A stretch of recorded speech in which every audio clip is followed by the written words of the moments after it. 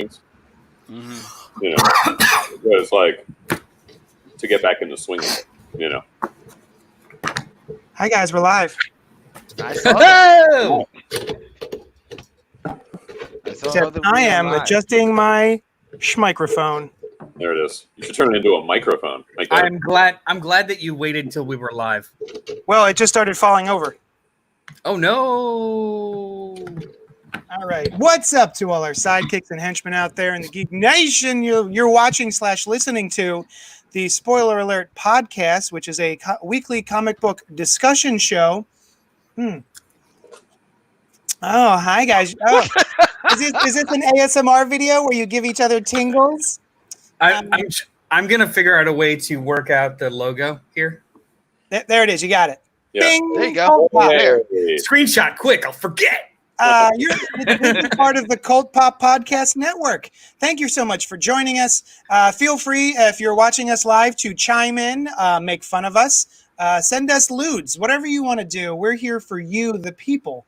I'm Johnny Destructo. With me this week is this cup of coffee from Valerio Coffee House next door. Mm. It's good. Also, guest Noel is here.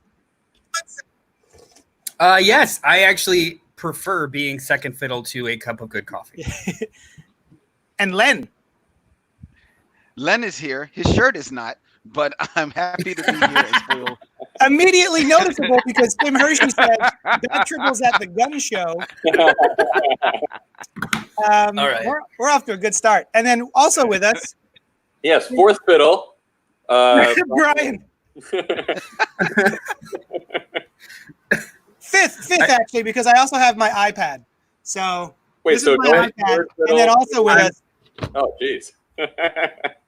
It's just, you know what? We're all garbage compared to technology and caffeine. It's true. Yeah. At least in my eyes. Sure. One man's opinion. We are here to discuss some of this past week's comic book offerings, but first, I am going to read you some correspondence from Christopher St. Saucy Goodnight. It's titled Book Club Suggestion, and it goes a little something like this. Like this. And it goes a little something like this. Hit it! Atomic Robo and the Shadow from Beyond Time. There are many Atomic Robo shorts, but this one is the best. As for Rat Queens, I've been on it since the beginning, and in fact have a letter in one of the early issues. Nice. In it, I asked if the creator had a long-term plan for the series, and his response was that they make it up as they go along. Turns out that wasn't far from the truth when he abandoned a storyline after one issue. I do have that issue, BTW. Betty is the best character hands down, bar none. Nailbiter Returns was a fun series premiere. Not sure how you can be surprised it was a continuation considering the subtitle Returns. I think it was a fun series that ultimately fell flat with the ending, and it ended with a cliffhanger. That was kind of upsetting since the creator made a big deal about how he was ending it because he didn't want it to run stale or whatever. It just felt like a cop-out. Looking forward to the return of Something is Killing the Children this week and Wonder Woman Dead Earth next week. I can't say much about Outer Darkness except that Layman assured me he can't take the series elsewhere, though he just tweeted that he has several pieces of good news, so hopefully one of them involves Outer Darkness. One book I wanted to put on your radar is We Only Find Them When They Are Dead. I know nothing about it, but look at this cover. Look at it! Chris St. Saucy Goodnight. And he sent in the email he attached the cover for We Only Find Them When They're Dead. It's basically a space scene, and the text is very big and very cool looking, and there's a tiny little spaceship in there. It's Tinian, I believe. Is it Tinian? Thank you. Yeah. It doesn't say. I actually saw the not advertisement, but like it mentioned, and I wanted to put it on my list. I think it's Boom Studios and it's Tinian. Remind me later to put it on the list. Put it on the list. So I'm going to go back through. All right. So Atomic Robo. He wants us to try out Atomic Robo and the Shadow from Beyond Time. So we should put that on our book club meetup docket because I know next time we're going to be talking about Alan Moore's Saga of the Swamp Thing Volume 1. So you at home can read along and then come talk to us about it. We were talking about Rat Queens. Betty's the best. Now Biter returns. Blah, blah, blah. Something is killing the children. Dead. Yep. Yeah, these are all great. Something is killing the children. Great series. I read it. We're not going to review it this week, but I loved it. And then Wonder Woman Dead Earth, I'm super stoked for next week. Yeah, next week's a Crackerjack week. It's kind of like I looked really quick, and you've got Death Metal and Wonder Woman Dead Earth and The Question, the Black Label book and stuff. Some really, really fun stuff that we've been all waiting for next week. And then he says, it's obvious it was a sequel since there was Nailbiter Returns, but I put forth Leonard Part 6, which did not have Leonard's Part 1 through 5. Even A New Hope. Episode Where was the first Hope? Yeah. It was a retroactive sequel. True. So, anyway, let's talk about books. Yay! Oh, you know, I should tell the people, thank you, St. Saucy Goodnight, for writing us in. We appreciate it. If anyone else wants to email us, they can email us at cultpopgo@gmail.com. Also, like us on, just, you know what, like us. Just in your hearts, in your minds, just like us. That's all we want. But on the social media, you can find us on Facebook, Instagram, all those things, as well as, YouTube. Follow us on YouTube. I'm trying to build that up. What do you want to talk about first? Don't answer that. I'm going to tell you what it is. It's Batman number 92 by James Tynion IV and Gilliam March. Diamond has this to say: the greatest heist in history is underway in Gotham City, courtesy of the mysterious crime master known as the Designer. Batman knows what he needs to do, but in order to stop the plot, he must first escape the most ingenious death trap the Riddler has ever devised. Did you guys think that was the most dangerous or ingenious death trap the Riddler has ever devised? Was there a death trap? Yeah. Yeah, remember it was the crossword puzzle, right? Or Yeah, like yeah, I guess. in theme with Batman villains doing huge versions of shit. Yeah. It was literally he turned the entirety of Gotham into a crossword puzzle. That is true. I was thinking of, like a death trap being like Batman is chained up in a trap. And he's Right. It was a citywide death trap. That's true. I don't know. It was pretty ingenious. It was cool. Very it was certainly fun. Yeah. Len, Yes. No, I mean, did I think it was an ingenious plan? I mean, it was like whatever. Look, there's something about Gilliam March's. What am I wrong? I'm on the wrong page. I'm sorry. kind of saying that to the Riddler. Yeah. You're like, You've done better. Yeah. Next. Yeah, I mean, but there's something about Gilliam March's artwork, right? Who, when he started on Catwoman, the New 52 Catwoman, there was something about it that I enjoyed, the energy of it. I liked. But ever since then, and even while he was on that book, it's been diminishing returns. no. And like, his craftsmanship is there, but I just feel like it's so many lines on the page, and I find it annoying, and to the point where it becomes almost grotesque to me. But it's not bad. It's not bad art, but it puts me off of the book, and I just can't enjoy it. So I like, in regards to the art, I'm actually enjoying this book a little bit more than I did when it first started, because the art keeps changing. I very much dislike Tony Daniel. Yes. And he launched this book. So it was very hard for me to get through to the story without it feeling just very cheesy and edgelordy crap. Like, I feel like I feel like the writing is tongue in cheek in a way. So like Tynion keeps introducing new vehicles, and they're kind of jokes. We had a Bat Luge, we got a Bat Train, right. we got a hollow Batmobile. Like, they're stupid, and I think he intends for them to be stupid. However, they've been rendered like sweet 90s edgelord awesomeness, and it's like, I think there's a disconnect between the art and the story that Tynion's going for, and it's getting closer to better. So this is not as good as Jorge Jimenez a couple issues ago, because I think they worked incredibly well together, and like the story was clicking for me. But this still isn't as jarring or off-putting as Tony Daniel Well, that's So true. it's so like I think it's just a disconnect. Like they keep throwing these overlined, edgy, muddy inked artists at this book, and I don't know if it's right. Like what Tinian is writing feels like he should be having somebody like Williamson does on Superman Batman. What you've got it Nick Darrington or a Clayton Henry, like pop colors, something that's a little bit more refined than this. Well, let's face it. There's not a comic book being put out right now that couldn't stand for a little bit of Darrington. That's true. That's true. I'm trying to get him on every book. Just everyone. I am flabbergasted, Len. Like, obviously, art is subjective, but I am flabbergasted. I am super into Gilliam March. I really like his stuff. I love his Catwoman. I love his Harley. I love his facial expressions. I like the way he draws vinyl. He's real good at vinyl, like leather outfits and everything. Yeah. Oh man, I'm really into his work, but I can see that some of it gets a little. Yeah. It pushes it a little too far sometimes. And that one scene you just showed where Batman is sitting down in the I think it's in the Bat Train. Yep. With Deathstroke. Mm-hmm. Yeah. It's like it's just off-putting to me. Yeah. Okay.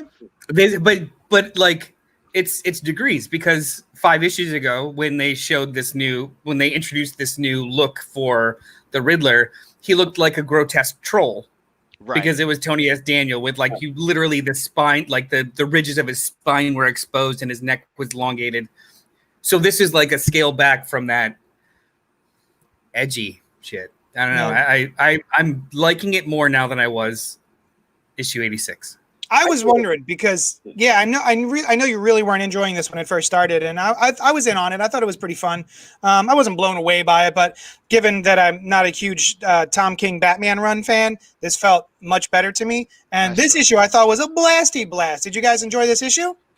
I did. Yeah. I still felt kind of similarly, JD, that it was like, last issue was all right. It was like kind of classic Batman, but it didn't blow me away. And this one, I was like, it's cool. We're getting into, little Batmanery, little Riddler action. Can I say one thing for 2 minutes in defense of Tom King's Batman run? All right, let's start the clock. All right. It was 85 issues. I think 40 of them were really good. And what I did, and I hated his tropes of the talking over action and stuff. But I do think that he stuck the landing. Like, I really, really did like City of Bane in hindsight. And he was doing different shit and trying things and moving around with the format. When this first launched, this felt like just because a revert back to everything from before, because like it was almost like a reaction of, oh God, people didn't like new things or different things instead of adjusting or wonder. It did, like, especially with the Tony Daniel art, and just like it almost looked like it was ripped straight from the 90s in reaction to, oh God, we've been doing this for too long, which is fair, but I don't think that that's how you should creatively move a book or start a book, right? Mm-hmm. I don't lay it all at the feet of Tom King. I've heard tales of DC editorial, and that's the reason we have things like 6 issues of Nightmare dream sequences and stuff. I don't think it's all his fault, and I do applaud anytime a writer tries something new and different with the format.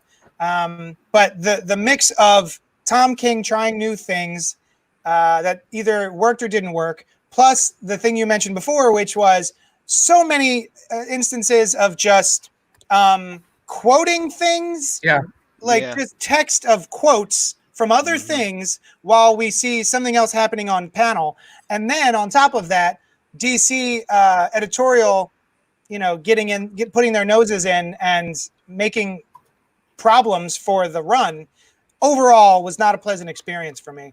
And this one, I just happen to be enjoying a little bit more. That's all. It's like a tonic. I could see the quotes. So I wasn't reading that run. I'm just being introduced to this idea now.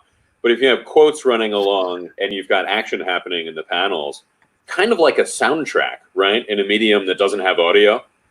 So if you do it well, I could see that being pretty cool, but I can't, clearly. Well, he just did it a lot. Yeah, it's one thing to do. Like a lot. Because for the most part, he did do it well, but it like Noel said, it became a trope. You know what I mean? Yeah, we were getting it everywhere. Like we were getting it everywhere. Like in Heroes in Crisis, was someone's reading a letter, and it's juxtaposed to action with no dialogue or context. Like, or a speech was being recited from a historical figure, and it's set to Batman beating the shit out of everyone in Arkham. Like, it was literally every other issue in that back half. So it's just like, just have the people talking to each other. I'm really tired of this show don't tell outside the panel shit. Which was more in line with how like a novel was set up, as opposed to sequential storytelling, episodic. And Tim Hershey makes a really good point. My problem was that I stopped caring about King's story independent of the how. So even all the things that I just said and Noel said doesn't matter because he just didn't care about the story. So, I mean, that's a big part of it as well. Right. I also think another failing of this Batman is that I can ride with you that, you know, Tinian's run has been more of not so much an answer to Tom King's run, but just trying to do something different. Like much in the way, like I'm reminded of much in the way that Mark Waid came on to Daredevil after Bendis and Brubaker's run, right? And he just went, you know, took you back to the Daredevil of the 60s and the 70s, more carefree, swashbuckling type of thing. And I can see Tinian doing that with Batman. The difference is, and this is where the art fails you, in Wade's Daredevil, he had artists who even in their differences still complemented one another, so that the vibe of the story would always stay the same. And I don't think that Tinian has that on the Batman book, and I think that's the biggest failure. Yeah, there was a cohesive feel to that book, especially if you're comparing the two. Like, if we're gonna pivot, whether it's backwards or forwards, let's make sure that it's consistent. And maybe there just was a disconnect, like just big name as opposed to, is this the right feel for the book that I want to create with? Yeah, but it's I feel like it's getting there. And like I said, Jorge Jimenez was just awesome. Those 2 issues that he did of this, I think it was like 90 and 91 or 89 and 90 were spectacular. And then when I saw that he's doing the art for the entirety of Joker War, I was like, put this on the list. I would love to read it physical for Jorge Jimenez. Here's the thing though. And you're right. It'll probably be good stuff. But I'm tired of the Joker. Like, dude, I remember there was a time, maybe 70s, 80s, I can't remember exactly, but there was a time when they basically said, like, okay, the Joker is untouchable for like X amount of years because everybody's doing freaking Joker. The Joker has popped up at least once every year, it seems to me. At least for the last 10 years. Yeah. I mean, and so much so that now he was the big thing in the fucking Justice League for a minute. I'm like, Jesus, like the Joker is like, he's not. I mean, he's good, but he ain't that fucking good, dog. Like, he's not. We're not talking about Dr. Doom here, dog. You're not talking about Darkseid, dog. I mean, like, if you wanted to say like Luthor crosses over into everything, like, let's build up Luthor.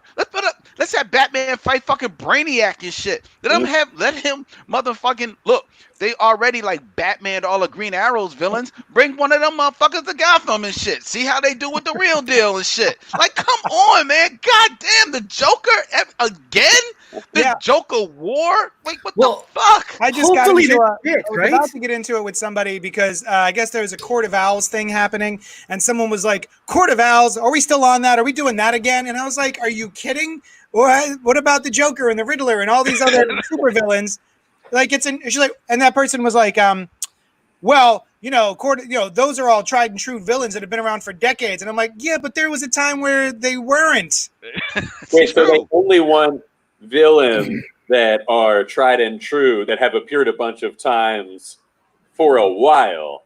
Yeah. Nobody else can ever reach that status. How dare you try something new and keep reading it? Right. Yeah. That's bullshit. This is comics. They were like, oh, we're dipping back into that well again. I'm like, are you kidding me? It's a Batman book. He's got like 6 villains, and we see them every issue. Yo, that Batman Brainiac, that's interesting. I like. See? Yeah, I like. Yeah. That. You know what I would like to see? Some sort of. Remember, Marvel did a thing called Acts of Vengeance back in the 90s, where the villains all got wise and they were like, we keep fighting the same dudes over and over again and they keep beating us. Maybe what if we swapped? What if we had a 1970s sexy key party villain style and we would switch partners? Maybe that would be cool. I'd like to see something like that in DC. Yeah. Also, ask your grandparents what a key party was. Well, It was like a white elephant for sex. White elephant for sex. Nice. You're like, I don't like this partner. I pick. Yep. Rob. You pick a key, but then you could switch with someone else's key. It's a whole thing. George, do not be hating on the Joker. Yeah, George. Yeah, George. Let's knock it off, George. George is the name of my iPad, by the way. I'm hoping that this is slightly different because, no spoiler, or not to spoil, but he knows who Batman is, which seems like everyone knows who Batman is. It's common knowledge. Tim says, "Oh, now you like Acts of Vengeance," with a little eye roll emoji. I don't know why he's saying that. I thought it was kind of cool back in the day when Spider-Man went up against Dr. Doom and Graviton. I don't know. I don't know what that means, but all right. Never read it. That seems tough. That's actually a good idea for villains, right? Why don't, instead of switching, the really high-powered ones should just wipe out all of the... Take out the low buck. Right. And then the street-level heroes villains can help them with the high-powered heroes. Speaking of the Joker, Huh. let's talk about the Joker 80th anniversary one-shot that came out this week. The all-new Tales of the Clown Prince of Crime. So let's see. I got too many things going on. I got to bring up a little banner. And I click that and I click that. There we go. Joker 80th anniversary. The Clown Prince of Crime celebrates 80 years of chaos. The Joker has been the greatest villain in comics since his debut. And to celebrate, we have a who's who of comics' finest talent giving the Harley Quinn of hate the birthday roast he deserves. The stories feature a range of terror and anarchy, showing how the Joker has impacted Gotham City from the police to Arkham Asylum, from the local underworld to the Dark Knight and his allies. Make sure to RSVP to his birthday bash. You wouldn't want to wake up with a Joker fish on your doorstep, would you? I would not. That's actually kind of a cute descriptor. Yeah. I like that one. That's awesome. So let's see. Do you want to? We'll go 1, 2, 3, 4, 5, 6, 7, 8. Now there's 10 stories. Let's start with Scott Snyder and Jock's Scars. I love this one. I thought this was great, and it's basically it deals with the victims of the Joker, and not the people that the Joker has like set out a vendetta against, just casualties who happen to be on the sidelines while the Joker is doing other stuff. Yeah. And the therapy that they have to undergo just from having minimal contact with this dude. I thought was great. It's such a cool idea, like because he's such a mythic figure, even bystanders that get kind of terrorized by him on circumstance feel like they're part of a plot now and they can't feel safe regardless. Like he knew it's the power that you give your oppressor. Like they must be doing this explicitly to me. And it's like, no, you're just over there. But then it works out like a horror movie. It was great. I love this story. Yeah, this was a really good way to kick this story off. Brian. Yo. What's going on? I I didn't read this book. Okay, Len. I only skimmed through the book, so it's not fair for me to say, but I will say, look, I was living my life. What do you want me to do? I can't. But I will say that was one of the more like really interesting stories. I did like read for it a little bit, so I knew what I was talking about. But I like seeing Jock's art. I'm a big fan of Jock's art, and this was like right up his alley. And like Noel said, that last page is that is nightmare fuel. So just so it was really cool. It looks really, really dope. Yeah. Very cool. I like Jock. Jock is Oops, there we go. Jock is a great horror artist, is what I said. All right, so it's just me and Noel, so we're just gonna blow through Let's this. blow through it. Ups and All right, downs. tell us about the second one. What comes after a joke? This is the origin of Punchline, the new character girlfriend of the Joker. And it's revealed here that she's just really a fangirl that takes it to the limit. A college-age fangirl that takes it to the limit. So Joker's robbing the crate a little bit, which is interesting because he's what, 80? Yeah. It's fine. Like, the art is great. I really do like Mikhail Janin. Yeah. Yeah, she just gasses her dean of admissions as a almost what is that? Like in a gang, an initiation, a test for the Joker. Mm-hmm. And that's how it ends. It's fine.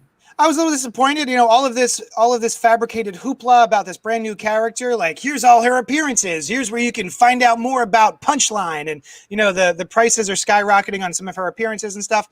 And her origin is just like, I'm a college girl, and I like the Joker, and I guess I'm gonna be his new girlfriend now. Cool. Yeah. Are there ever any successful, like, when the companies are like, this is the next character to watch, buy all these issues? Yeah. Well, that's why speculation's fun, because you could just cheat other people. Yeah. Nice. Yeah. So I was a little disappointed, but the story itself was good. Yeah, it was just fine. It was it's like if she had been around for 5 years and had been gaining her bona fides with how badass she is, and then we got this, cool. Yeah. But this being like the third time she's had dialogue in all of comic bookdom, and it's little lackluster. It's just like, yeah, whatever.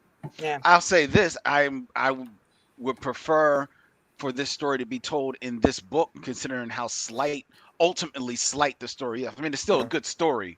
True. But like, if this easily, they could have found a way to stretch this out over a 6-issue miniseries, and it basically would have been the same damn thing. With art by Tony Daniel. Perfect.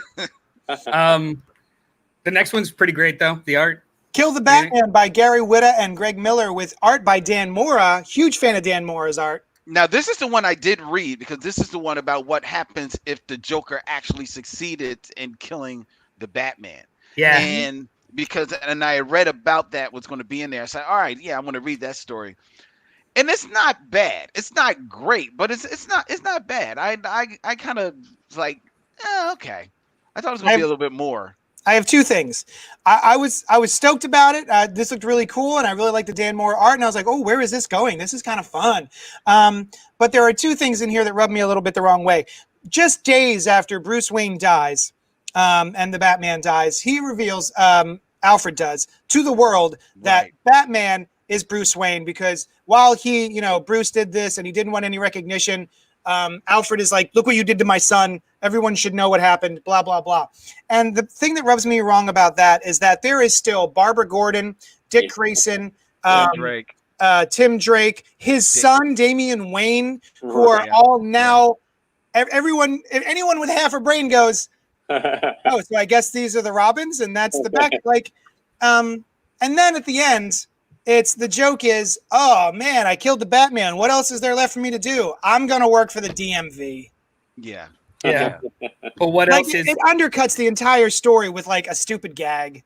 This is a joke. This is all a joke. Because honestly, the second page when I was reading like Alfred going through his whole like, you killed my son, like that was the emotional high point or low point, and then literally the rest of it's a joke. It's news footage and interviews with other superheroes. And so at that point, I was just like, where's the punchline? Because like all you're doing was setting me up. So I was just, I don't know. It kind of worked for me. It was just like at that the second to last page before the big reveal that he was now working at the GMV, the Gotham Metro Motor Vehicle office. It was just like, oh, what's the punchline? Because he starts talking about where can I be that is as fulfilling, that is fiendish and evil. Like I'm like, oh, what's this gonna be? Is it gonna be like a bagger at Walmart? What is this? And then it's that. Like, I don't know. I mean, I did read it as a big what if, because to your point, JD, that Alfred, that's not Alfred. Alfred is not day 2 announcing that Batman is Bruce Wayne. Never mind that, like you said, the other people that he's putting in danger. He's just not doing that. I think Alfred is honoring Bruce and Batman totally differently. If anything, thing. He's revving up the Bat Train, the Batmobile, the Bat Cycle, and going to go find himself some Joker ass. If anything, that's what our Alfred is doing. You know what I mean? Nice. So then I just read this as like, oh, this is Elseworlds, which you don't know. After reading the first 2 stories, you're like, okay, this is our Joker. And then reading that, and I'm like, oh, this is not our Joker. All of these anniversary issues have been like that, where it's like 6 what if and doesn't actually count, and then like 2 in continuity kind of things. Yeah, and they don't label them otherwise. It's literally just like you're on your own to figure it out. Right. Then the next one is introducing the Dove Corps by Denny O'Neil. Who I believe on Gutter Talk at 2:00 today we're going to be talking about. He recently passed just like a day or 2 ago. Mm-hmm. With art by Jose Luis Garcia Lopez, and I was expecting quite a bit because of those names, and sadly it didn't. I wasn't super stoked about it. It was cute, but overall I didn't get much out of it. What did you guys think? It was cute. It's just set up for a punchline. Most of these are just setups for punchlines. Some of them are cute and some of them are like murderous punchlines. This one was more cute. Like, even though he did kill a bunch of people as the punchline, just the way that it's presented, it's just like, I did what I was supposed to. Yay. And then walks off. It's just, it's cute. It's just cute. But honestly, I wasn't expecting more than that. Yeah. Like, when I saw the premise. It's good art. It's great art. He still got it, man. They still got it. I don't know how old he is, but he's still killing it. Man, he's got to be in his 70s. He's got to be in his 70s, man. Well, I didn't know much about Jose Luis Garcia Lopez until a name that's like whispered, and you're like, oh yeah. But I couldn't place any of it in my head, and it wasn't until essentially Bendis asked him to come out of retirement. And now he shows up randomly, which is, thank you, Brian Michael Bendis, for convincing him to just come out of the shadows every once in a while. Well, I always tell people, if you want to get an idea of who Jose Luis Garcia Lopez is, just look at any licensed DC property from the 70s, and he's pretty much the style artist for anything that you saw on there. Yeah, I believe he did my bed sheets at one point. Oh, nice. I had a tent that was probably him. I had a tent too, a Batman tent. Yeah. Oh, mine was the whole gang. It was all the DC superheroes. Are you one-upping each other? Batman 10 sounds cool too. Brian always wins. 72 years old. Oh, snap. What? Yeah. 72 years old. Man. Killing it. Yeah, absolutely. The next one is The War Within by Peter J. Tomasi and Simone Bianchi. Boy, did I not care about this. When I got to the end and I realized that it was Peter J. Tomasi, I was like, oh, what do you mean? How was that? This was nigh trash. It was not good. Yeah, I almost didn't even get it because I didn't care. I was going to ask you what happened. Batman's doing stuff, but then it's all in Joker's head as he's practicing to be Batman to beat him better. This was dumb. Even as a metaphor, it was just like I don't know where the disconnect happened, whether it was with art, layout, or the writing, but whatever. It's like Peter Tomasi wrote a poem and threw it at Simone Bianchi and was just like, do what you want, and it just happened without translators, because I think that's English is his second language. The next one, however, The Last Smile by Paul Dini and Riley Rossmo, that one I really liked, and it basically deals with something, it's interesting when you see a character like this who's supposed to be one of these almost omnipotently evil characters, and then the first thing is like, he wakes up from a bad dream in bed with Harley, and I'm like, oh yeah, I guess he goes to bed and has covers and pillows. And she sleeps in her domino mask. That seems like something the Joker would be into. So I never want to see your face. But yeah, I like it. It's basically Harley coming to terms with the fact that Joker keeps having these nightmares and waking up, and they're all Batman related. And she realizes she has to leave the Joker, not because of the nightmare, but because he never dreams of her. She's never in it at all. It's always Joker and Batman. Mm-hmm. I thought that was cool. Yeah, this is a cute story. It's like a It's like a PG-13 sequel to the animated series. Like a little bit more fantastic. Yeah. Yeah, Riley Rossmo. I like him a lot. I haven't read weird. Yeah. He's a real weird looking. He's got a real weird looking style, but I find it engaging. Like the last thing I read of his was Proof? Forever ago. Okay. Yeah. Like, yeah, everything is very exaggerated. It's cool though. I see the animated series thing you were talking about, Len. No. Yeah, it's all very also too just the way where the characters are like still in a relationship and stuff, but it's all told as like the end of it's revealed that it's Harley and Ivy at a bar talking about relationship stuff.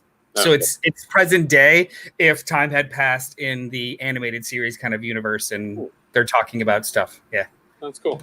Which I love. I'm a big fan. I don't know how long this has been going on, but this Harley and Poison Ivy best friend dynamic, and now they're kind of almost even like fuck buddies in the cartoon. I mean, it's a relationship in the comics, isn't it? Yeah. Is it? Yeah. I mean, it's very infrequently explicitly shown or said, but I'm into it though, man. Give me more of that. I love them as a couple. They're great together. I would say it's well, I think it like some Harley appearances have it and some don't, but I would say it goes back to the animated series. Actually, you had said, how long there was that episode. You remember where they're hanging out at Ivy's place? Yeah. In like in the men's shirts, and they're like just having a sleepover. That's and awesome. Then they go into yeah. And since then, it's like, oh, Harley and Ivy are a team. I'm into it. I love it. Yeah. The next one is by Tom Taylor and Eduardo Riso. This was awesome. This is the best one. Yeah, absolutely. Basically, the Joker happens upon a little kid who is sitting there torturing bugs. He just pulls the legs off of bugs and keeps them in a little bug box. And the kid kind of complains that it's his birthday. No one showed up to his birthday party. So then the Joker, seeing a little something in this kid that he likes, goes to all the neighbors and intimidates them into going to this kid's birthday party. It's dark. It's great. I don't even want to spoil the punchline of this one, but it all kind of makes sense as to why Joker is even there at that stoop and what lessons he learns from this kid that tortures bugs. It's such a cool story. This is like a masterclass of short storytelling. Like you've got 8 pages to do a full narrative, and he does without overburdening the pages. This is awesome. This short one is awesome. I don't understand why we're not getting more Eduardo Riso. Go ahead. Sorry. Well, I was going to say Eduardo Riso is like a master at doing short stories as well. He knows it. He knows how to take a story and do so much with less, just to tell the story just in the expressions, the body language, and everything. And this Joker, while his Joker is not trying to be like this scary creature, but he does come across as the world's worst looking birthday clown. And it works 100% with this book. And Tom Taylor, I mean, I don't think there's anything this man writes that I don't find something I enjoy about it, man. Well, I'm about to on my shelf waiting to be read. I'm actually about to test that theory with the Justice League Mighty Morphin Power Rangers crossover that he wrote 2 years ago. Nice. So we'll see if he can actually it's a weird stretch. But if it's entertaining, then it's just you're right. Tom Taylor is perfect. The next one is by Eduardo Medeiros and Rafael Albuquerque. This was cool. This was cool. Yeah. The whole back half of no, that's a lie. I'm not going to say that. This was a really, really good short story. Yeah. Basically, you've got the Joker and his gang are robbing a bank. And also, I love the design of the Joker mask that they're all wearing. The clown masks, I should say. I mean, you're not entirely sure until the end that it's the Joker, but I mean, it's obvious it's the Joker. And so it's this kid who works for a bank, and he tries to stop the robbery. And even the Joker's like, why would you do this? It's a bank. It's insured. Why do you care? And the kid says something like, for the people. I did it for the people. I don't want them to get hurt. And the Joker makes a decision here that I thought was really cool. Now, this Ronald, what is his name? Ronald, The actor or the character? the character, yeah. It's just Ronald. I don't think it's.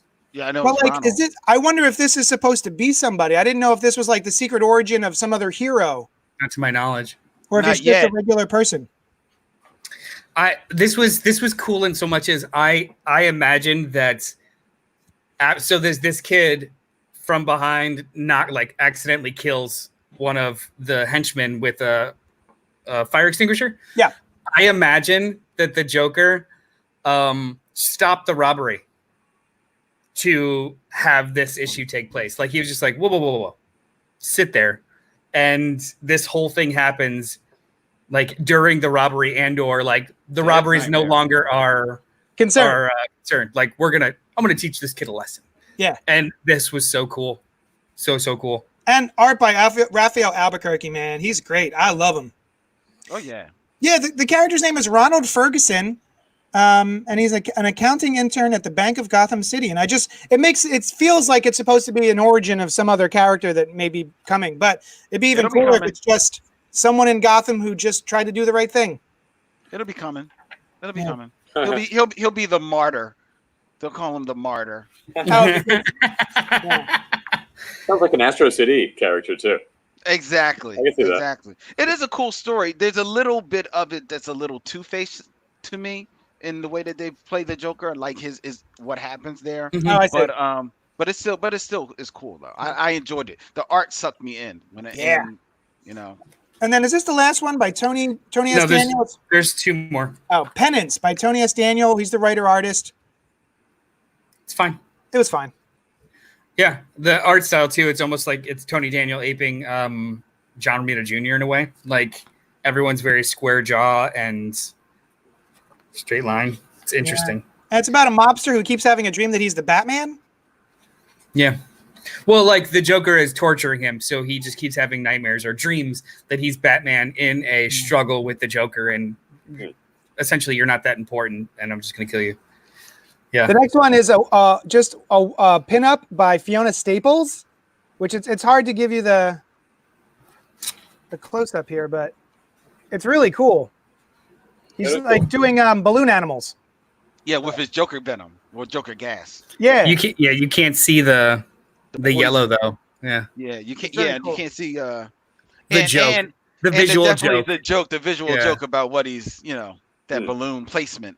and then the next one is by Brian Azzarello and Lee Bermejo, a team in the past that would have gotten me really excited. And this, I have no idea what was going on. It was interesting to read, but at the end of the day, entirely forgettable. The art is nice, but Noel, what did you get out of this last story? I kind of liked it. The art is gorgeous. Oh yes, It's a homage to One Flew Over the Cuckoo's Nest, where there's this Mhm. large statue in the Mhm. corner of Superman that no one can pick up and no one can pick up, and then the end of it, a lobotomized Joker picks up the statue, throws it through the window, and runs off. The whole thing is a metaphor, but the art is so awesome, and I wish Bermejo would actually draw like this more often than the hyper realistic. Yeah. Like this is so moody and dark shadows, and even the way that my favorite was the way that he shows water dripping off of Joker's face. It almost looks like he's melting. Yep. It's just fantastic. The art It's a is lot of great. it reminds me of the old horror comic books from the from the 50s, the style that he's aping. I Bless you. love everything about that story. I thought it was really cool, and I got, like you said, the Cuckoo's Nest homage. I saw Cuckoo's Nest years ago, but I only just recently watched it again a couple of months ago, and so Yeah. I Yeah, probably the idea- wouldn't have picked up on it if I hadn't just watched it. It's like, oh, it's fresh in my head. Yeah, the idea of the one character that's lobotomized, the other one who's big and strong, picking up the Right. entire water fountain to toss it Yeah. through the window and run off. That's how this ends. It's like a cute pastiche. Yeah. Mhm. that's my favorite panel here, where he's got Robin and he's just covered in zits, and he's got his iPhone. It's great. It's Yeah, great. I got the One Flew Over the Cuckoo's Nest illusions, but I forgot that there was a statue that gets thrown through a window, so I didn't know what that Superman statue was supposed to signify. It's not a statue. It's a water fountain in the like it's an actual water fountain in the book. But to me, it was no one can be that great or that burden is unmovable by anyone else because Superman is like a god or the the monolith. So Batman tries to and he can't get it to budge. He's like, no, but I can. I'm Batman. Mm-hmm. So like it's this whole thing. What I do like here is the commentary. You've got the Nurse Ratched character, and she's strapped down Joker for his lobotomy, and she goes, "You belong on pajamas and lunch boxes." Ha! That's rich. I'm a sociopathic, homicidal, genocidal brand. You're a brand. All that angry nonsense, it's just sizzle. PR. Children love you. How does that make you feel? And he goes, na na na na na na na na na na na na na na new turd. That's my favorite bit in there. I thought it was really pretty cool. You shouted out Fiona Staples' pinup, which is really cool. Throughout the book, there are like homages to famous covers of that feature the Joker, and there are other pinups. The one pinup, and I love Fiona Staples, and a couple of the pinups are really cool. But the one pinup that really just was very disturbing to me was I always want to say Ivan Reis, but it's Ivan. Oh yeah, Ivan Reis's pinup of Joker who looks a little James Woods, and he's given like the Joker venom to an actual bat. That one is a little disturbing to me. That one freaks me out a little bit. He's holding the bat's smile or mouth open to make a smile. I kind of liked. So there's that one was my favorite, but there's two that I thought were really cool. Tim Sale's was grotesque. Oh yeah, I love Tim Sale. His smile was so big you can't see his mouth. And for some reason, I really, really liked the JR almost like secret agent with the squirt gun of acid. Like you can get rid of Harley because this is just this like weird secret agent Joker is really funny to me. Yeah. Okay, I would say this was a fun. I think this is where to counter what, or maybe to piggyback off of what Len was saying earlier about the Joker over and over and over again. This is where I think the Joker excels as a character. These tiny little short stories, these little nuggets of how the Joker affects the DC universe, and maybe the people of Gotham and stuff. Those are my favorite ones of seeing how he affects everyone around. That's not Batman, because characters like the Joker or for maybe even Bullseye. For some reason, Bullseye always occurs to me as someone who is kind of neutered when it comes to superhero stories because he can't miss, and yet every time he goes up against a superhero, he misses. So the Joker is one of those characters like the Hulk or the Punisher that when he shows up in someone else's book, great, or when he's unexpected, he's great. But to have him go up against Batman and the Bat Family over and over again just sort of dilutes the character. Yeah, how many times can you kidnap all of the kids and torture them to piss off Batman? 3 times. No, I'm just kidding. Also, too, I'd like to shout out that DC is getting so much better at these anniversary anthologies. They've been doing them for maybe 3 years now. So like it started with the 1,000 issues, 2 or 3 years now. It started with like the Action Comics 1,000, and at least in modern that I remember, those were a lot less even. And now that they're doing these 80th and 70th and 75th anniversary issues, I'm enjoying them a shit ton more. Like the Catwoman one was great. I know you guys didn't get a chance to read that. The Joker one was, the Robin one was really fun. Like that had a bunch of really good short stories that were totally worth it. And I'm really looking forward to the Green Lantern one. Yeah. Like these are really fun, like palette cleansers. Like they're getting much better. I'm looking forward to the Green Lantern one if it's not all Hal Jordan. Oh, I don't think it will be. Like if you look at the creative team. But then also too, I think they're doing another one for Detective Comics, 1027, because Batman didn't show up until the 27th issue of Detective. So now, so they're doing another one for I think September or October. But if they're this fun, I'm okay with that. Like just okay, but here's my problem. And I'm the Bat Tribble. I love myself some Batman. But looky here, DC.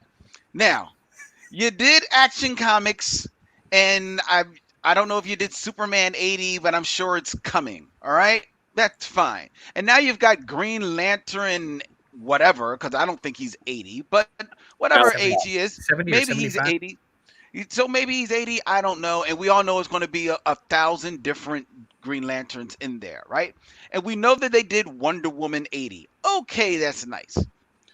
But Batman gets Batman, Detective Comics, and then ostensibly he still gets Robin, and then the villains get 2 anniversaries, Catwoman and the Joker. What next?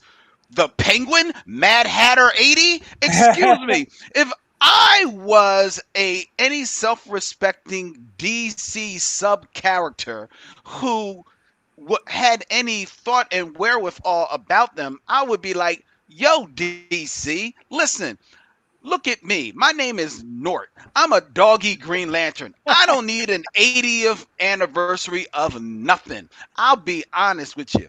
But if you're going to give one to Catwoman, and if you're going to give one to Joker, then excuse me, let's go to someone who has been around longer than Catwoman, longer than Joker, longer than Wonder Woman and Batman, and is just as important to the number one superhero in the world as far as recognition, and that is Lois Lane, who was introduced in the first issue of anything that had to do with the goddamn Man of Steel. Why can't she get an 80th anniversary? She's been around as long as Superman and longer than any other woman or man She has in the title right comics. now. She has the title right now. How many of you are reading it?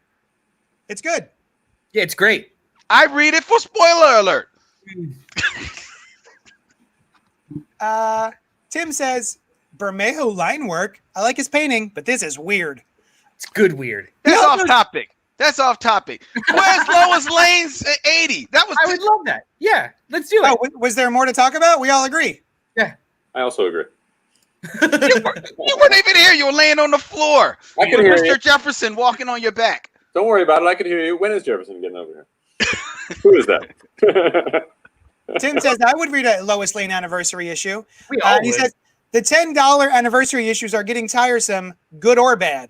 Thank you. I agree with that as well. Yeah. Frequency is an issue. However, I've felt like I've gotten quality for the $10. You know what I would like?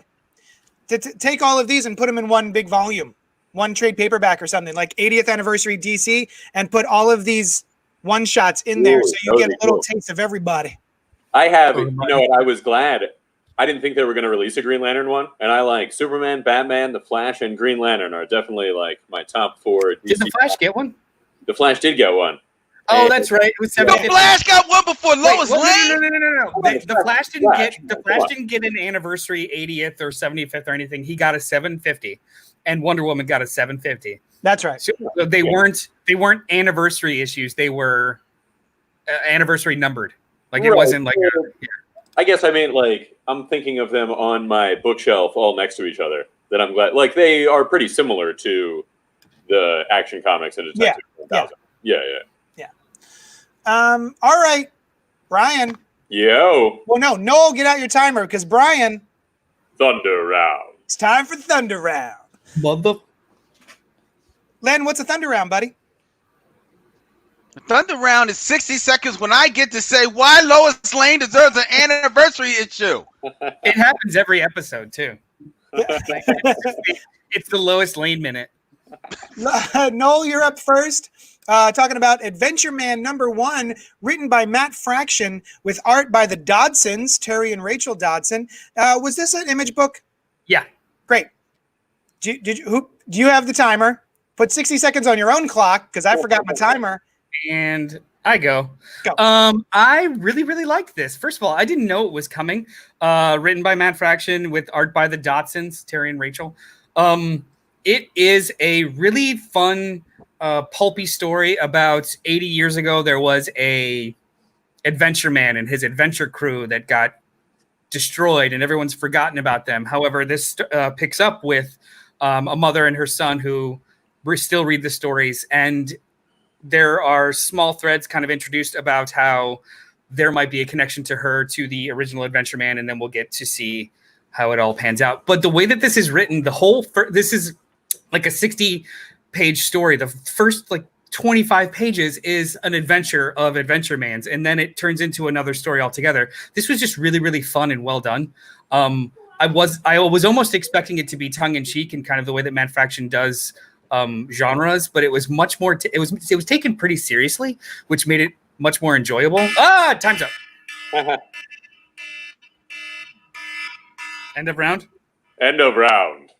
Sorry. There you go. I'm messing it up. How do I undo? There we go. I have customers. You guys go ahead. Who's next? I'll tell you. It's Batman's Grave #7 by Warren Ellis and Brian Hitch. All right. And you're on the clock, Glenn.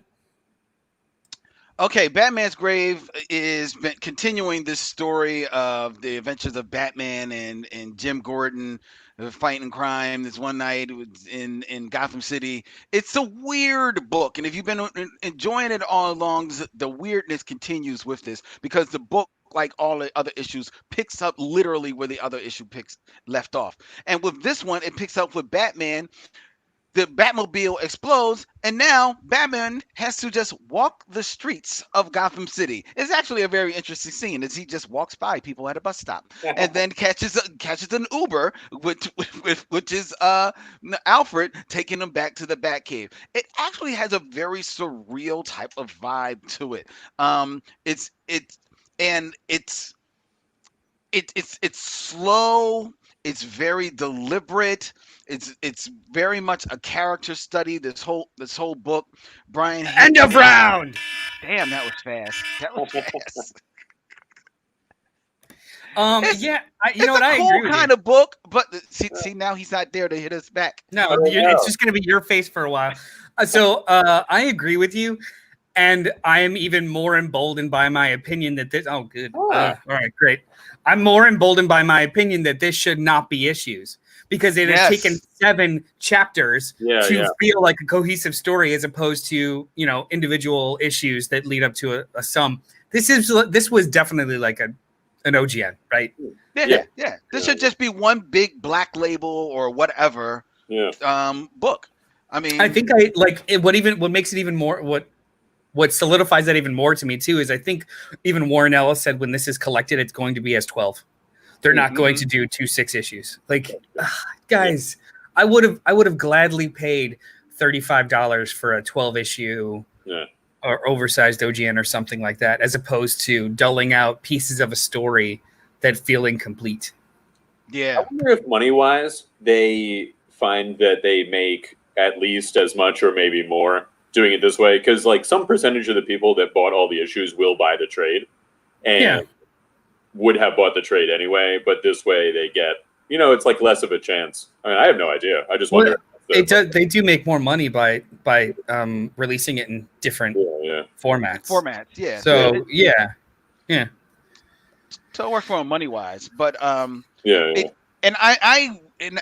to be fair, there's something to be said of doing it in issues, because with Brian Hitch, if you try to wait for him to do the whole thing, God knows he was like, "Oh, I can. You're just not going to print till I do the whole thing. Oh, well, I'll see you in 2024." You know what I mean? So I can understand them. When we've got enough pages from him to make an issue. JD, while you're here, who's got the next one? Noel does, with Old Haunts #1 by Ollie Masters and Rob Williams, and art by Lawrence Campbell. Oh yeah, sure. I'll do it really quick and go. So this is the first AWA book that we're talking about, and that's the only reason why I really wanted to kind of squeeze it in. It's a new publisher. I think it's Gemis and Axel Alonso. Either way, this book was just fine. It's 3 gangsters who are about to go legit. For the last 30 years, they've been wrecking things, and they go bury bodies in this same spot and put little coins on their eyes and stuff. It's the setup is that they have to do one more thing, and then they all go legit. 2 of them enjoy the idea, 1 doesn't. But they start to set up a supernatural element to it where they have buried all these bodies, and something happens on the land, and a monster vulture with coin eyes comes out and starts to attack them. And then the book just ends. So this felt like a 0 issue or a sample issue of a story that might be interesting later. So like it was just super uneven and not really, it wasn't fulfilling. Even just, end of round. End of round. I hear you on that, but the one thing I will say is that I thought the art sucked me into the world. Lawrence Campbell was the artist.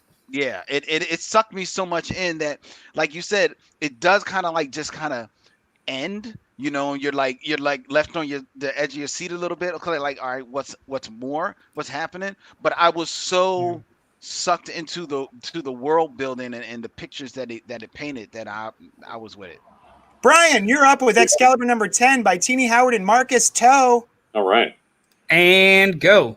So I've been enjoying this book. I like the mystical X-Men thing that's going on, and that continues in this week. It starts out with Krakoa and London are like bombing each other. Well, somebody is making it look like Krakoa is bombing London. And Betsy Braddock, who is now Captain Britain, goes and she's like, oh, no, it's my brother has created this alternate reality. And they get to him, and he says, no, this is your home reality now. I splintered this off from the other reality. You can't go back to anywhere. You're here. This is your regular reality, which I thought was a cool thing. And then the 4 X-Men that are there, it's like Gambit, Jubilee, and some others, each grab the amulet and become Captain Britain. And I believe that it's 4 other realities have been created. And Jubilee has a cool like red, white, and blue costume, but the shades that she has are 2 British, Union Jack flags. All right. Round. Good. I really wanted to make sure I got that part in, and then I was good. That costume looked cool. I'll see if I can get to it. I'll show you guys. I will read this eventually. Here it is. So can you see she's got Union Jack glasses. The little Union Jacks in her glasses. Yeah, it was cool. The other ones don't have it on the costume, but she's got it in the glasses. Yeah, it was a cool design. Decorum number 2 by John Hickman and Mike Huddleston. This is a weird-ass book. There are many assassins in the known universe. This is the story of the most well-mannered one. Yo, I was all about it. I remember it being, for the first issue, being like, oh, this is cool, but I don't really know what to make of it or what's going on.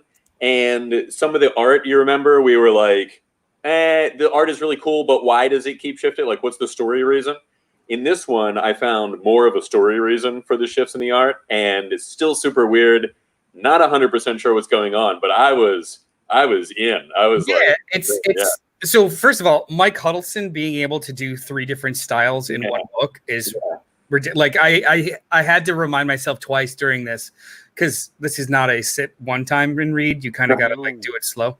I looked back twice to just be like, are we sure there's not another artist on this? Yeah. I could see that. It's essentially, so like that description of what the book is about is really only the back third, and it was the same for the last one. There are 3 different story threads that are happening. Mm-hmm. I don't know what the connection is to one of them over the other 2. So like the assassin is in 2 of the story threads. One of them is almost like her history and how this organization works. One is present day and the like a job that's potentially going wrong or south. And then the other story is creation, nuns and whatever. Yeah, I don't know. So like how these are all fitting, it's gonna be cool. I just don't. I have no idea. Yeah. Did you read this one then?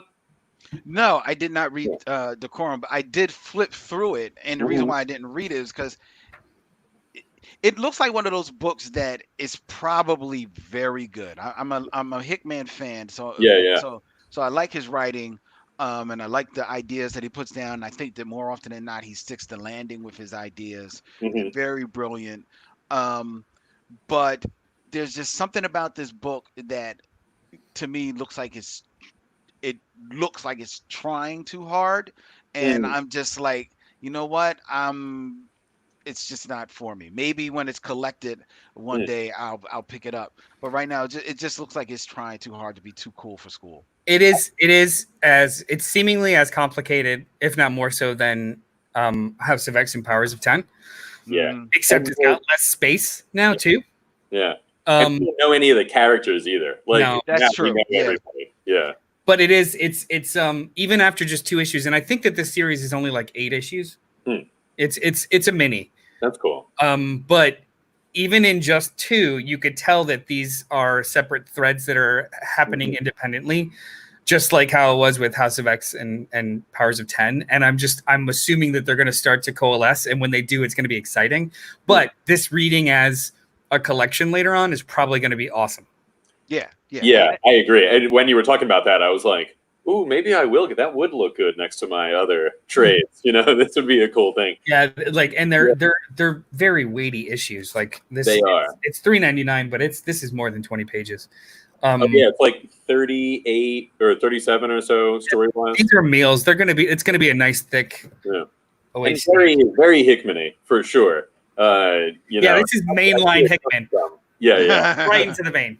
Now, I thought this one pulled a little more together, and what I want to know is the 2 that the assassin are in.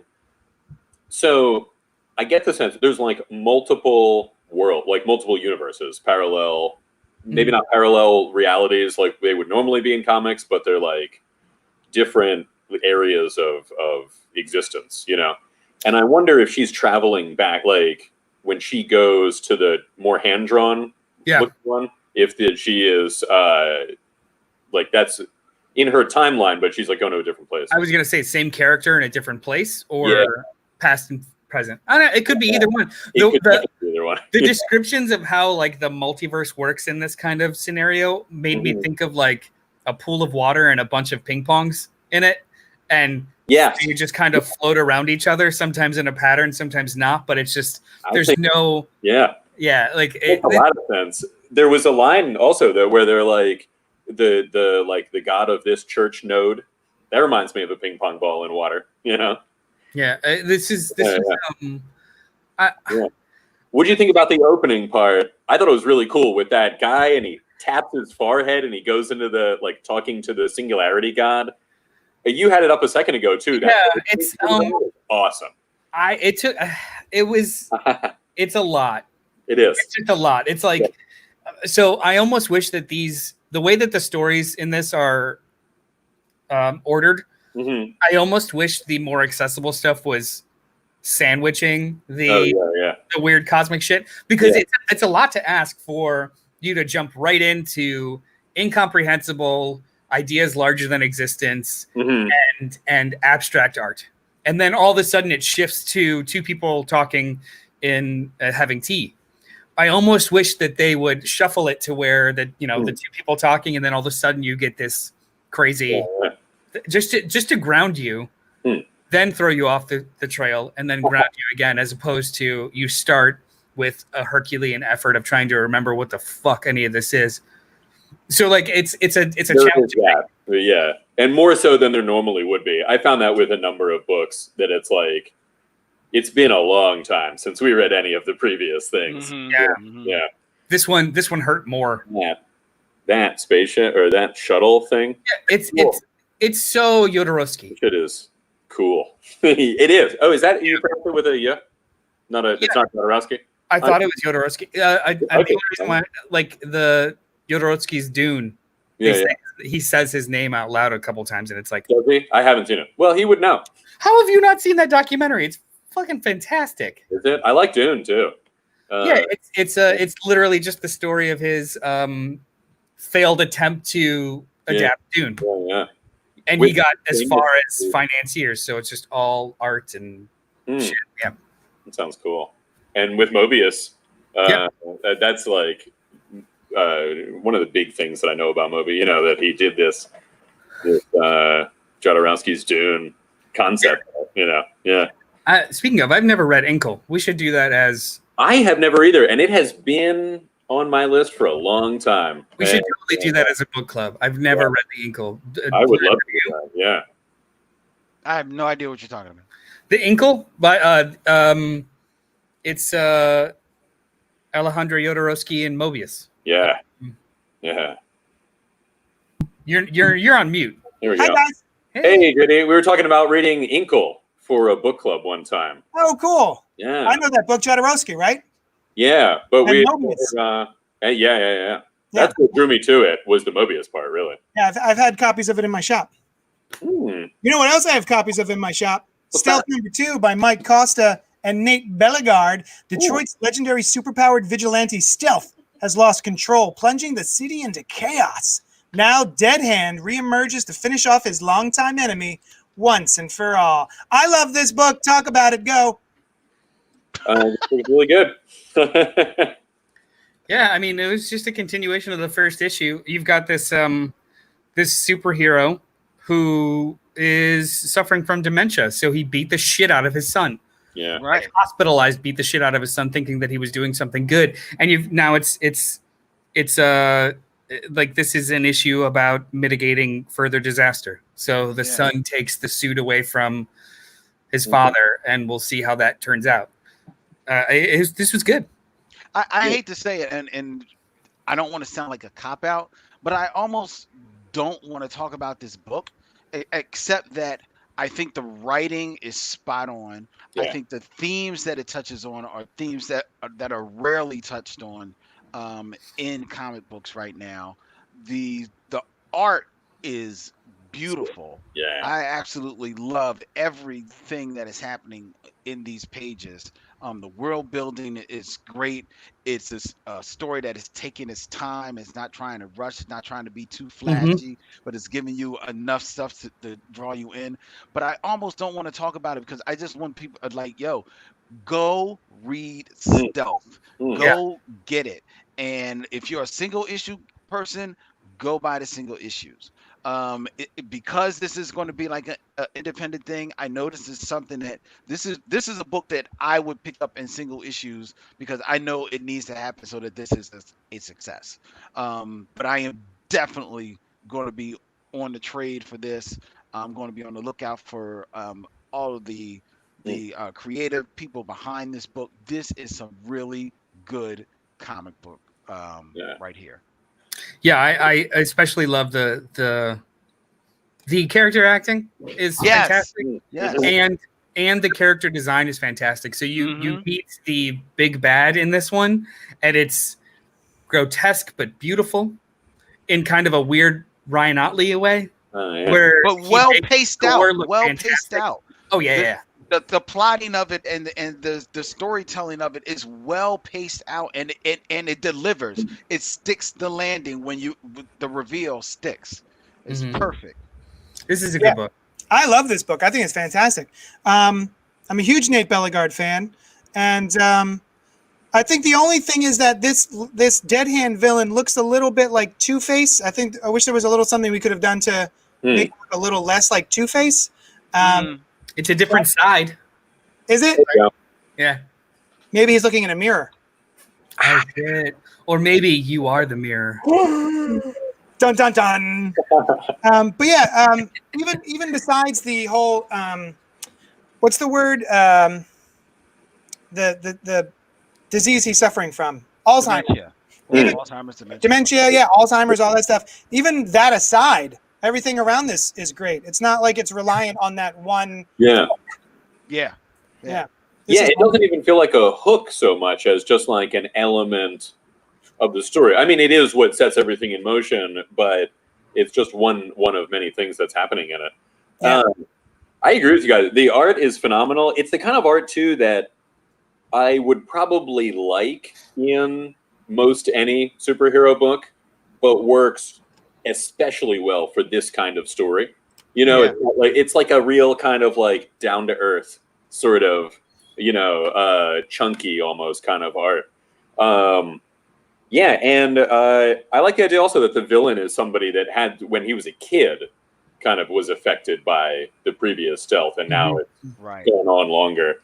And I'm curious to see what happens with that suit. Is the son going to get it? Is he doing it? I like that we found out the backstory about it just then, and also that he takes it away immediately. That it's not like, you could see if the story was less original, it going in a different direction where, you know, he continues to be stealth and the kid is like, I don't know if he could be stealth anymore. You know, this is in the Invincible universe, or it might have been, or was. I'm not sure. It was a Robert Kirkman thing, I think, but I'm not sure. Like was it pilot season? Yeah, pilot season. Yeah. It shares those kinds of similarities of Invincible acknowledged tropes, but then pivoted and kept going forward. So like characters would do things that were irreversible and kept going forward. Like instead of resetting every couple of issues, this feels like that, where it's not concerned with, you know, like you were saying, I bet you were kind of expecting like him to work it out with his dad and juggling the difference between like his safety but the need for stealth, and he's just like, no, fuck it, this isn't safe, I'm taking it. Like that is a move that characters in other comics probably wouldn't make because they needed to keep status quo as long as possible, whereas this is a revolving story and I like it. The kid is real interesting too, like the kid of stealth. He's just like an engaging character. Like, he's a journalist, which is great. Yeah. And it wasn't in this issue, but I remember that prose from his article in last issue that was like, oh, it was beautiful. It's so well done. And the fact that he is a journalist and therefore our window not only into the stealth universe but into this world, like the surrounding world too, and the art. B, you might agree with me. The book sometimes reminded me a little like the best of Astro City, where it's real world, down to earth, superheroes, but still on a very human, relatable level. And I think that's what I really enjoyed the most about it. Yeah. Am I good? All right, I'm not on mute. Undiscovered Country #6 by Scott Snyder and Charles Soule, with art by Giuseppe Camuncoli and Leonardo Marcello Grassi. It is time to leave the zone of the Destiny Man and see what other secrets the former U.S. holds for Charlotte Graves, her brother Daniel, and the rest of the team. Not all will survive, not all will leave, but they just might learn why they've been brought to America and the prize that awaits at the end of their journey through the Undiscovered Country. Dun, dun, dun. Yeah, I thought this was really fun. Like this series is left off in a place that's better than it started. Like the first two issues were just a lot of like staging, and now it's starting to really fire on all cylinders, and I really enjoy it. It's exciting and it's weird, and I like it. Yeah. It always takes me a couple of, like, maybe a page or two to get back into it, though. Yeah. I'm like, wait, what's going on? Who's this? Yeah. Well, they included that, like, you know, the story so far. Yeah. I wasn't sure if they had done that. Have you guys noticed in other comics where there seems to be a little bit of intro, like they are also aware that, you know, we haven't read them in several months, of course. Yeah. And especially with something like this, it's like, oh, you need to be reminded of what is happening. It's a page and a half of previously. Yeah. It's for a book that's only 6 issues in. Yeah. It's got a page and a half of previously on Undiscovered Country. Yeah, the first, that again too, like the first 2 issues were they covered a lot of ground. Yep. Like, hey, if there's like volumes and volumes of information that were required to just start this story. Yeah. They have back matter in every single issue, like extra content in every single issue too, to fill in more gaps. So the story itself is not very challenging, but all the information that's required to enjoy it kind of is a high bar to get over. But once you do, it's really fun. Yeah, I like this a lot. I'll tell you, the imagery also in this book is amazing. Like that's enough for me to read along with it, and kind of the little hints of things in the text. But yeah, I would probably read it just for the weirdness of the scene that we are in, you know? I mean, we have a man at the top of a dam riding a giant starfish, freeing slaves from Destiny Man. This is insane. This is fucking insane. All right. This is where my what is it? My suspension of disbelief fails a little bit. All right, he's riding a starfish. That's cool. It's got legs, right? It can like maybe it'll move around like blah, blah, blah, like a horse on a bunch of legs. But then we see there is a giant city being pulled by 2 hammerhead sharks on leashes. They're not. The hammerhead sharks are pulling the small skiffs. The small. Doesn't matter. Does not matter. They are hammerhead sharks pulling something on land. Yeah. No. True. Sorry. No. That doesn't track. Well, there's all these big, crazy, ridiculous things. Yeah. But at least have them make a modicum of sense. You know what I mean? It's just like, I understand like Jason Aaron did. What if we had sharks in space? Great, fun, whatever. They can wiggle through space. Sure. Sharks pulling things on land, quickly even. Like, there's clouds of dust. They're going super quick. Could they, like, they're all weird morphed animals. Yeah. Could they just be like mostly snake muscles inside? Yeah, just move on land. Sure. Yeah. Sure. But I don't know. If they grew feet or something, just give me something. Speaking of feet, my suspension of disbelief was challenged with this amazing pilot character who was a prisoner of war. Uh-huh. They cut his foot off earlier, and he is doing so many things on that stump. Yeah, even just standing. It's like some sort of prosthetic, right? Like no, it's just look at it. Oh, those are just bandages. Yeah, he's just standing on a stump. Wow. So like there's a lot of balance issues and maybe like shin splints that would happen with all that action. However, I was just like, all right, that's fine. It's an art choice. Yeah, it's cool. He's riding a starfish. Are we really going to get that deep? Exactly. Right. I like this spiral deal. The walk the spiral to me is a very cool, mystically intriguing phrase. And I assume it has something to do with the time differential stuff. Mm-hmm. That's right up my alley. Closer to the center. Yeah, like closer to now kind of thing. Yeah, and then it's like the spiral itself is some sort of transformative journey or something like that. And they're taking the journey in a literal underground railroad. Yeah, that's like true. This book is just American metaphors made science fiction, which it's like cosmic science fiction too. Yeah. I like how they reach an impasse. They decide they're going to vote and figure out, are we going to take this helicopter and leave, or are we going to take the train and go further into the spiral? And so they do a vote, and they're even Steven. And then the one woman, she's like, oh, we've got, so basically they have the cure for the blue sky, which is a pandemic. It's a virus that is killing the world.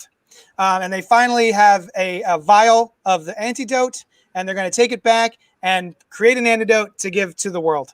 And so basically the one character injects the other character who has the blue sky virus in her, and now they've got no antidote. So I thought that was an interesting workaround because he's written himself into a corner of these two factions have voted. And it's very interesting too. So like the character does make the case that even if we're able to get out with the antidote, we're still months and months away from being able to process it into any kind of like vaccine that can be distributed to all the people that are suffering. So like she wants to take this very scientific approach of we do what we can now and we cut our losses. Whereas the journalist is the one that's just like, I like stabs her with it, cures her because there's potentially a larger truth going forward, which I thought was really, really meta and really cool. Yeah. At the time, I was just like, fuck, that's terrible. Like, why would you do that to somebody? Yeah. But then I was just like, it's kind of interesting that the journalists and the scientists both want the truth. However, one is willing to risk for it, and the other one is willing to just kind of keep going. Like, it was cool. It was very cool. Yeah. So this is a very interesting book. I'm enjoying it. It's strange, but it was fun. Yeah. Is that it? Did we do it? I think that's it. We did it. Oh, wait, of that issue you mean, or of life? We're done life. Oh. Everyone, pop your cyanide pills that you have hidden in your teeth, and we're out. Done. Just, as long as we get it done before death metal, right? Yeah. Like we don't want to talk about that book. Tim Hershey says these comic books are insane. I can't do it. Can't do it. Why did he say that? And it's in quotes too. What Oh, does that mean? I think it's decorum. I think that was in response to your land sharks comment. I see. Although, I was looking at it again. Could they be swimming kind of in the ground and just have? Yeah, jumped they're like graboids. Yeah, Oh, nice. there you go. From Tremors. Like the street sharks. Yeah. You remember them? Well, I mean, the street sharks were bipedal, so no, that doesn't work. Did they also swim through the? Was there like the fins going through? I don't know. No, the fins were like in the back of their heads. It was essentially just a shark with arms and legs. Yeah. Well, all right. What was your example then? No. Oh, graboids from Tremors. Literally land worm sharks kind of thing. Yeah. Oh, we're, To which Tim responds, I am mocking JD. there we go. Done. Thanks. Thank you so much for joining us. You can email us at cultpopgo@gmail.com. You can check me out on Twitter at JD's Hero Complex. Come to my shop, JD's Hero Complex, 4327 Main Street. Noel, where can the people find you? You can find me on social media on Twitter at Mr. Bartocci, MrBartocci, or any of the Cult Pop podcast social networks. Just at me and I'll say hello. Len? Brian? Brian Lieb. I'm at brianliebdesign.com. We're here. And, I was going to ask JD, I meant to ask him earlier, if he has ever heard of Patreon. So I don't know. He's not here to tell us if he has or not, but if you would like to give some money to the show to help us do these things, then find him on Patreon somehow. I don't know. Johnny Destructor. Just, put a little work into it for once in your life.